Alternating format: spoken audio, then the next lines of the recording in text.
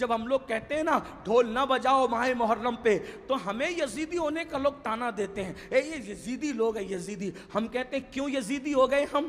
ہاں ہمارا حال تو یہ ہے کہ ہمیں ناسبی اور خارجی اہل بیت کا ذکر سن کے ہمیں رافضی کہیں، اور آپ کو ڈھول کے لیے منع کریں تو آپ ہمیں یزیدی کہیں. بہت اچھی بات ہے، آپ کے اپنے معاملات ہیں، مگر یاد رکھنا اللہ کی عدالت میں تمہیں بھی منہ دکھانا ہے اور ہمیں بھی کھڑے ہونا ہے. ہم حق بات کہہ جائیں گے.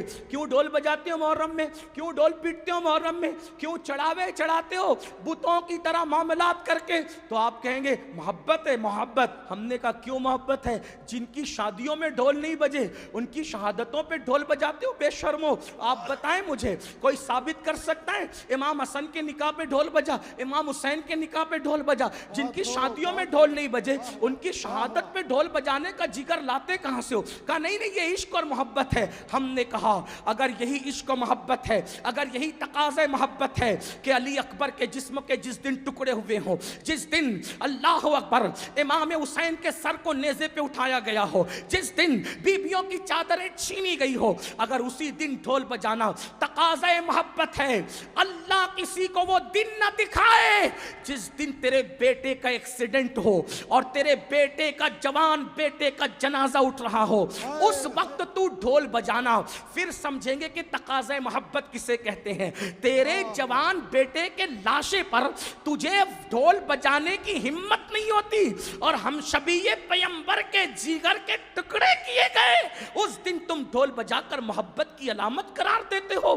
شرم نہیں آتی؟ ذرا سوچو تو صحیح. سنیو، بدعقیدگی کے راستے ہم نے استوار کرنے کی کوشش کی ہے. امام احمد رضا کی شان یہ ہے انہوں نے اہل سنت کو بھی اصلاحی نظریہ پیش فرمایا اور بدعقیدوں کو بھی لگام عطا کی.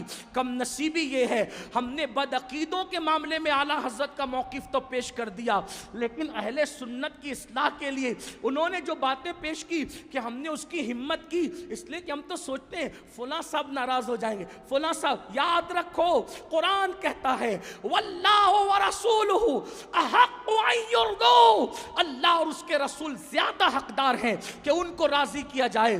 لوگ رزاق نہیں ہیں، رزاق اللہ ہے. اس لیے سنیوں میری قوم کے جوانوں، امام نے جو پیغام دیا ہے اس دونوں کو سینے سے لگاؤ.